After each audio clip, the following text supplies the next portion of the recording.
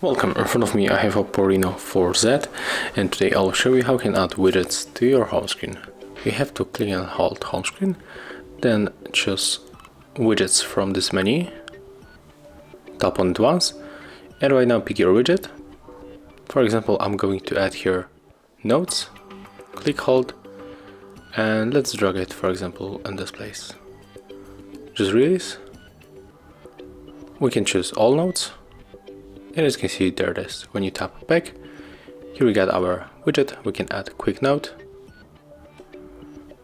list,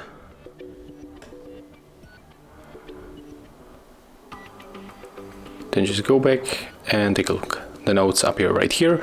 You can move this widget for another screen, just like that, and also we can change the size of this widget. So, as you can see, that's how it looks, and if you find this video helpful, remember to leave a like, comment, and subscribe to our channel.